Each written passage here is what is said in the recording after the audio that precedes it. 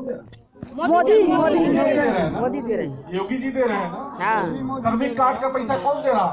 मोदी मोदी। पूछिए कि हमारे माई बाप, हमारे गार्जियन, हमारे जो भी हैं, हमारे योगी मोदी हैं।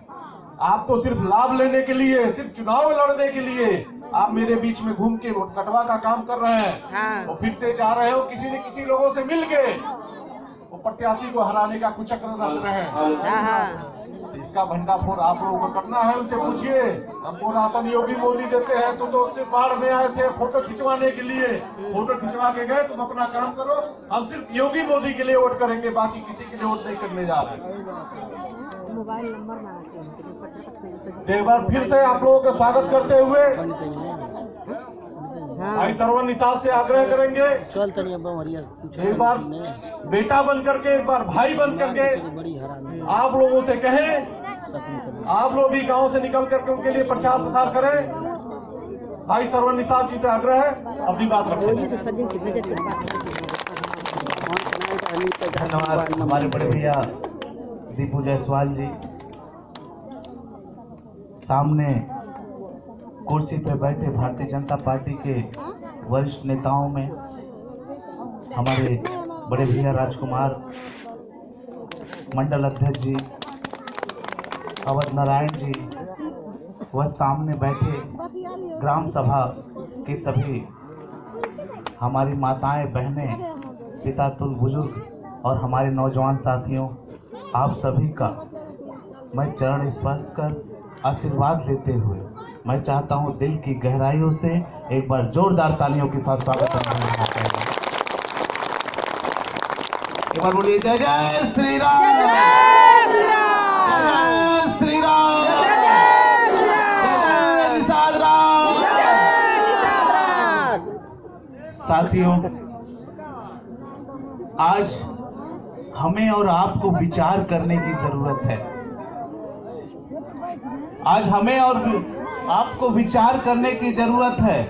70 साल हो गया था देश को आजाद हुए, 70 साल हो गया था इस देश को आजाद हुए, मगर कोई पार्टी नहीं ऐसी आई जो गांव के गरीबों के बारे में सोचा हो, उनके हित के बारे में कोई काम किया हो, नौजवानों के बारे में, महिलाओं के लिए, बड़े बुजुर्गों के लिए, इनके हर दुख दर्द को किसी ने नहीं समझा। अगर किसी ने समझा है 70 साल के इतिहास के बाद, तो सिर्फ और सिर्फ भारतीय जनता पार्टी ने समझा है। ये मैं नहीं, ये आपके आंखों के सामने परिवर्तन हो रहा है। ये मैं नहीं कह रहा हूं, आपके आंखों के सामने खुद आप परिवर्तित होते देख रहे हैं कि पिछली सरकारें कैसी थी, आज की सरकारें कैसी हैं। जो कभी वो सरकारें जो आपको अंधेरे में रखी थी, मुश्किल से 2-3 घंटा बिजली आती थी, उस जमाने में उनके कार्यकाल में रतिया हवा और दिनिया हवा लाइट चला करता था। चलता था कि नहीं चलता था माई? एक हफ्ता दिन में तो एक हफ्ता रात को वो आवे तो 2 घंटा तो 3 घंटा। अरे आपकी ही बेटी, हमारी ही बहनें, हमारे ही बेटे शाम के समय जब पढ़ने जाते थे, किताब का पहला पन्ना जैसे ही खोलते थे तो ऊपर से लाइट गायब हो जाती थी। तो बड़े मुश्किल से आप लोग ढेबरी जला के उसे पढ़ाते थे, लालटेन जला के उसे पढ़ाते थे। उस दिन को याद करना होगा आपको, समझना होगा आपको। और दुख दर्द को कोई सुनने के लिए नहीं आया, सोचने के लिए नहीं आया, विचार करने के लिए नहीं आया। अगर उस दुख दर्द को कोई विचार किया तो भारतीय जनता पार्टी ने किया। साथियों, भारत के यशस्वी प्रधानमंत्री नरेंद्र मोदी जी और उत्तर प्रदेश के यशस्वी मुख्यमंत्री योगी आदित्यनाथ जी, इन्होंने गांव गांव 24 घंटे बिजली देके, उजाला करके आपके बेटे को शिक्षा से जोड़ा है, उसको शिक्षित किया है। अगर वो उजाला दे के आपके बेटे को पढ़ा सकते हैं, तो आने वाले समय में यही योगी मोदी आपके बेटे को नौकरी भी दिला सकते हैं।